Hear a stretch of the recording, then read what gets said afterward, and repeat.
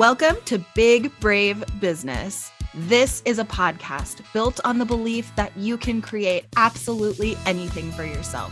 Whether it's a dream job or a dream life, it's all possible for you. I'm Amanda Nelson, a virtual assistant and digital marketer, and that's Sarah Heater, podcast producer and strategic consultant.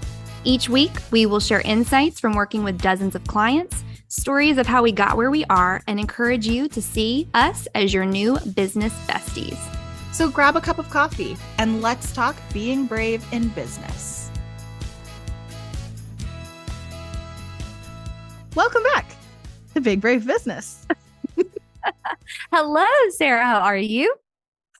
Good. I feel like a crazy emotional person. We've had like some big conversation today already before we hit record. How are you? How are you doing? You know, I am doing good. It's a busy day. Today's the meeting day for me, but always happy to get to record. You're my last meeting of the day, so the most fun at the end of the day. I like it. Yeah, I literally was saying to Eric yesterday because it was his birthday last week. And so I did not do meetings at all last week, which was, well, I did Thursday, but most of the week last week, I did not take any meetings. So then coming back for a week of just slammed meetings, I was like, but tomorrow's Amanda, and any day that includes Amanda is a good day. Oh my gosh. I wish everybody felt like that. Thanks, friend. I think they do. I think everybody on your client roster thinks that for sure. Look, I am very, very happy that you feel that way, and it's very mutual. Well, let's get into it, girl. We've got some things to talk about. Yeah, one of the big themes of what we were just chatting about, because of course we talk all the time about how our businesses are growing and evolving, and we talk about that a little bit on the show, but we also talk a lot about it personally. And 2024 has been a wild ride with just a lot of new changes and shifts in, I'm going to say, I think this is mutual for both of us. What I even thought I wanted, 2024 is really looking different as far as my business goes. Personal, it's all gravy, but it's the same as it always was that I was on track for. But business wise, it's like, yeah, I feel a little bit like the opportunities that are coming and the way that things are growing and evolving is kind of unexpected and wild and chaotic and exciting, but also just a lot of unknown. And it's interesting. My eyes twitching. Like I'm just like, I don't know. Last year, I feel like I went into 2023, I guess, steady and strategic. And then 2024 is sort of like, I'm holding on for dear life and I'm just riding the ride. Like I'm just open to what's happening. I don't know. What about you? Yeah, very similar here. If you recall, before I moved and before I got an office, I said that I thought 2024 was going to be a really special time for me because I've never had a space to really dream and grow and plan and hope. And, it was always just like make it day by day. And this year for me has definitely been like a surprise thus far. I mean, we're only like in February.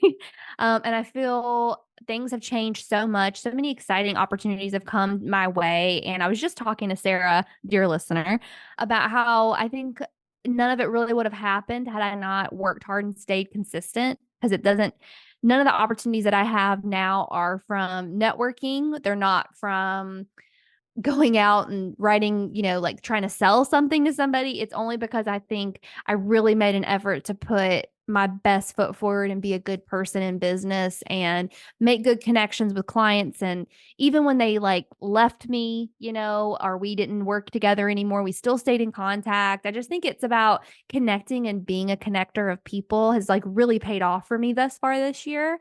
But in saying all that wonderful stuff, I am 100% in the land of the unknown. A lot of really cool, exciting projects I've been asked to be a part of that I am excited to see where they go. And just kind of like I told you, I am along for the ride. I am not pushing anything. I am not, we're just going to see how it works out this year for me. If 2023 was growth, I would say 2024 is definitely stretch. Can I say, instead of growing, I'm stretching? Because I don't feel like I'm really necessarily growing.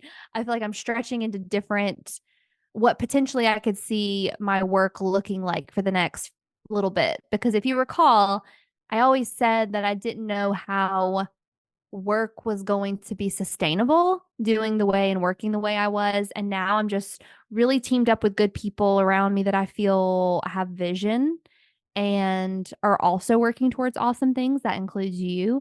And I just think it's exciting. It's very exciting. Yeah. But scary and just kind of like, Yeah. it's also not scary though, because I'm just kind of, I'm not pushing, like, I'm not betting on anything. I'm just kind of like, oh, this would be great if it worked out. If not, cool. Like, it's fine. I wish that I could say that I don't have fear. I definitely do. But I think stretch is the perfect word for it.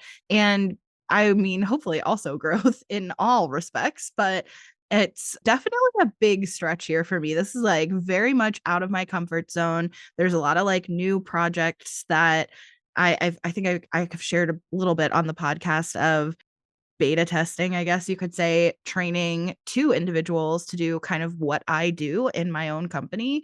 And with the hope that I can really transition into more of an actual like CEO role.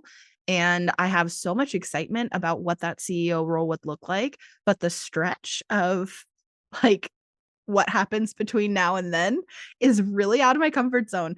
So I'm hiring my first W-2 employees this year. I mean, they're hired, but I mean, well, I mean, they know who they are, but it's like doing the actual compliance for a W-2 employee is completely new to me. That is wild.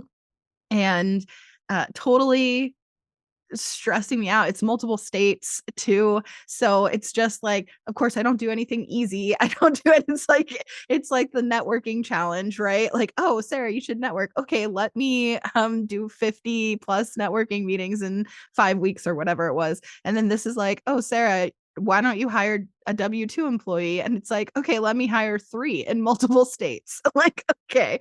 So that is just a lot. And it's crazy and I don't know what I'm doing and it scares me. And yeah, I think it's also that once you start thinking about your business in a different way, especially when you're thinking of it as growing a company and not just growing a business, it's like you start overturning all the stones, if that makes sense. And it's like, well, this is how I've been doing things, but like I could do anything I want. And what do I want that to be? And what do I want that to look like? And what could that look like? And the possibilities are endless and it's big. And I don't know, if it sounds chaotic, it feels chaotic and but also thrilling. Like the possibilities are just all open. And I'm also working with somebody on applying to some small business grants. I do not feel prepared to take on investors or loans at this moment, but that could also change. Like I'm more open to it now than I have been in the past in my business. And it's something that I've been lightly exploring and chatting with people with. I really, really, you guys, I'm trying to build a company that I could ultimately sell and realizing that the faster path to growth is to have more funding. Like, and I know how I would use that funding now compared to if you had asked me a year ago, I would have been like, I don't even know what I would do with funding. And now I definitely know. So that is interesting. Just it's different. And I feel like all the imposter syndrome and all the fear gremlins. And honestly, what I started to say to you right before we hit record, and I was like, never mind. Let's enough like talking about what we're going to talk about. Let's just hit record, which is like also some grief because I'm moving into being a new version of myself. My business is moving into a new version of being a business, and I've loved the version that it's been. And so letting go is, I don't know, I'm an emotional being.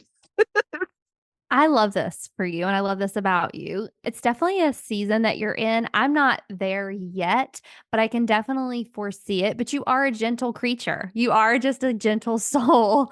And I think it makes sense that you're feeling a little bit of grief. I will also say you have a team of people, and that's like hella intimidating. I would be, if I was having to support other humans, I don't know if I could deal with it because I'm a full-time job myself, and you're managing people and you're doing it gracefully and you're intentional about how you are growing your business, which I think it says a lot about you as the person. It's a very exciting time for you. Yeah, thank you. It is. The opportunities just keep coming. I feel like speaking opportunities and exhibitor opportunities at conferences, and also we're theoretically moving this year. So I'm trying to figure out how do I do all of these extra expenses, first of all, but then also just the time. Like, if I'm traveling, how is that going to correspond with a move? And I mean, the country is way bigger than, honestly, the United States is way bigger than I wish it was. Flying all around to different, like from coast to coast, is difficult. I feel like where I need to be moving is to middle America, so that each coast is like equal distance from where I am, because going to the East Coast is hard, you guys. So anyways, that's kind of where I'm at. And you have a lot of growth and evolving too, because I feel like your business, which used to be so based in kind of stereotypical virtual assistant client work, is now evolving into more mentoring, more coaching, like partnering with people in different ways. And yeah, but it is, no, don't make faces at me. Ugh,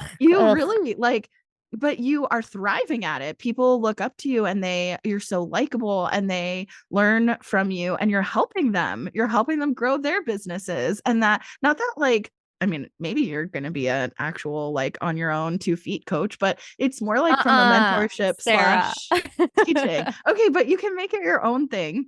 But I feel like, but so I was gonna say that, not that if you're looking for coaching, Amanda's not your Do coach, not do that to but me. I'm just saying that she's had these opportunities to step into this like mentor role for other VAs in the system you're already in the structure you're already in. And I just feel like your business looks a lot different than it did a year ago too. Yeah, it really does. I also think something I said I would never do that was just like not something I was ever interested in was niching down. And I haven't, but I have by no intentionality have niched down a little bit to what I'm offering for a higher ticket price so that I'm not slaving over my computer every day for, minimal income. And that's really exciting. And I'm purposely not trying to be vague when I talk about like what's going on in my business because I want to share, but I'm also being very protective over just kind of what's still cooking. Like there are things simmering that I'm not sure what they're going to look like. And I cannot wait to tell everybody about it, but I don't know what that is going to look like. And so I don't want to put like a name on it or a label on it. I'm being very close to the chest, even with people close to me, because I really want whatever's growing and happening behind the scenes to kind of just do its own thing and materialize when and if it should. That's really the mentality that I'm going, just with a very open hand, just kind of, hey, this would be great if this worked out. It would change my life, but also it's fine if it doesn't. Like I'm going to continue to show up, and that's like every single episode I try very hard to give people, you listeners, a just bit of advice from what I'm experiencing out here in the trenches. And if I could say anything, it would be just continue to show up because it does pay off. And on the days that you don't think it is, it is. And it might not be today, it might not be tomorrow, but it does eventually add up. Small steps add up to very long miles. And I also heard someone say something, and I thought about you. I have heard two sayings that I feel like in this season have found me for a reason. And I just keep telling myself these two things, and it's really grounded me in where I'm at, which the first one is rejection is protection. And it's really given me this mindset of like, even things that I've worked really hard for, even the things I really, really, really, really want to work out, if they don't, it's for my own betterment. And in a way, I've always felt like that. Like, what's meant for me will be for me. And if it's not, it's not. But something about that saying of like preparing myself for rejection when and if it comes, and knowing that it's for my protection from whatever is out there is so rewarding, like for my spirit and my soul to know that there is something out there protecting me from what's not meant for me. First of all, how do you feel about that?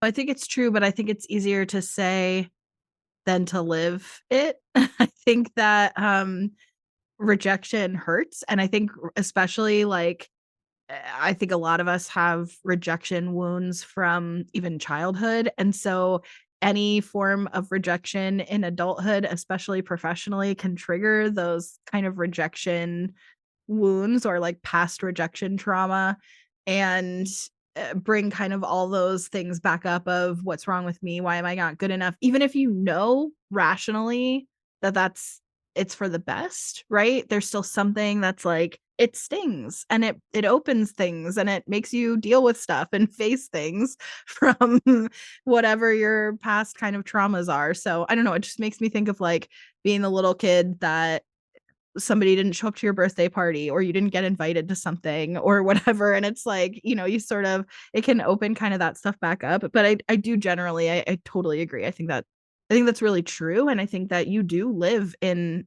like, as having witnessed you, you do live in that energy of what's meant for me will find me, or even what's meant for me is already mine. Like it's already on its way and I'm open to receive it, and I have witnessed that in you, and I really think it's beautiful. And yeah, I think I just have, maybe I believe in it. I think I just maybe have a little bit harder time doing it gracefully. It may be more of a personality thing. I think too, because I have seen so many business owners, and you too, I know that, but I've seen so many business owners behind the scenes, business owners that I really thought had their shit together and were like bosses Yeah, behind the scenes really struggling. And it has always been a good reminder for me that if someone, whether it be a client or a project or whatever it is, quote unquote rejects me, 9 times out of 10 it's not my fault, you're or right. it's not about me. So I don't, you know me though, I don't take anything personally. Like it's very very very hard to hurt my feelings, because not because I'm so awesome, but because I know that the world does not freaking revolve around me, and people have more shit going on in their lives than I will ever understand. They have their own experiences, they have their own, things that they're bringing to the table, and it's not my responsibility to take on a burden of feeling like they're personally rejecting me, probably based off something that has nothing to do with me. And Yeah, and I've also had to grow a thick skin because I work with so many people so personally. Like it's one thing I feel like to provide a service, but it's another thing to be like the person organizing their kids' birthday parties, or like, talking to them when they're having a bad day and they can't get their calendars under control, or like listening to people cry on the phone to me because their marketing isn't working and this program they've sunk all this money in is not paying off. And so I think when those kind of people let you go, because it happens, with their business changes or I change or whatever, it would be so freaking easy for me to be like, oh, what did I do wrong? And I yeah. just like can't. If I lived in that space, I would never get out of bed. I would be like constantly devastated, I feel like. No, I But hear you. When it's funny because when a client turns over, for example, or when somebody chooses not to work with you and it's not because of you, it's not personal, then it's easy to be like, I know that I showed up as the best version of myself and like that it wasn't me. Like I know that my part was done, right? I know my part was done well. And what's funny is when it is about you, like when it is personal, it's also easy to say, well, I wouldn't have wanted to work with that person anyway, right? yeah, Like if pretty they much. wouldn't, if it is personal, that's good. Like self-eliminate. We don't need to work together. So I think mainly I primarily have the first one, right? I just had a client who has honestly not been producing new content for a while, but she just officially put a pause on her contract with us, and I'm not even sad about it because it makes sense. It's the right thing for her, and I know it has nothing to do with me or Podfox. Like we literally have served her really well and the relationship is really good. It's all love and support and it's the right thing, and so Yeah. it's an easy thing to support, but that also gets easier when you have more income. If that's Right. your only client, it's a lot harder to let them go. I also feel like too, I don't expect anybody to be working with me for the next 10 years. I Mhm. really don't. I think, I mean, I'm a person that's here to support you in the season that you're in. I don't look at any Mhm. client when I sign on with them and go, okay, girl, we are in it until I retire. Like it's not corporate, you know what I mean? And I feel like that's why like working for corporate is so much more personal in a way. I think I go into it knowing eventually this will turn over. And I often will tell people, I'm setting you up for success now for whoever comes. If I get hit by a bus tomorrow or we stop working together tomorrow, you can still run this ship without me. Because I try to put that in their minds of like, this isn't going to be forever. I hope it is. Like, I don't go into it thinking it won't be. But I also have got in my mind of like, realistically, you need me for a season. You don't need me. I mean, my longest client is 2 years, you know? Mhm. Mhm. But anyways, I digress.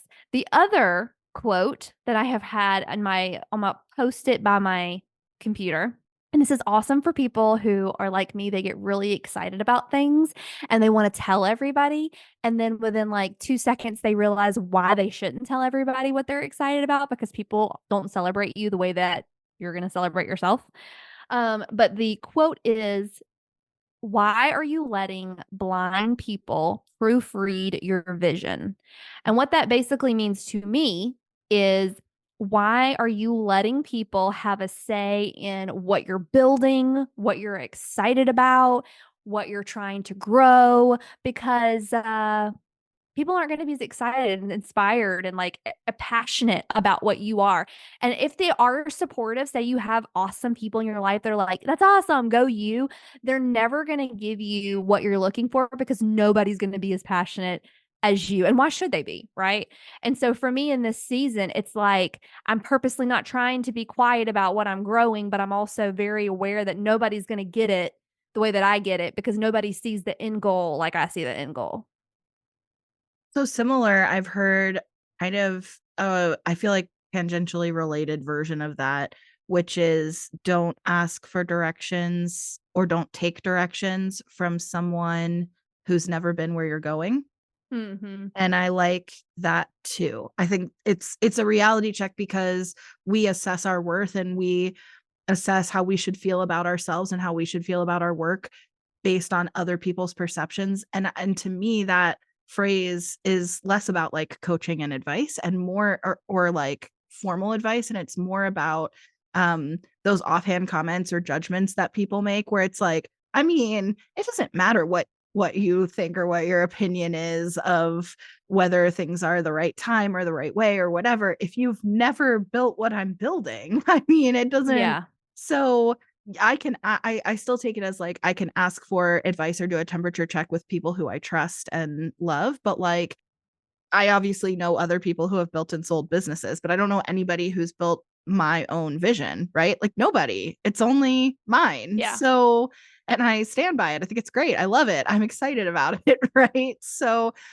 letting that kind of yeah, that's interesting. Anyways, well, I love it. In the spirit of overturning all of the stones and re-strategizing and reassessing like what's next, we've been asking some big questions about what do we want Big Brave Business to be and where do we want it to go and what kinds of cool, exciting things could we do with this Big Brave Business platform.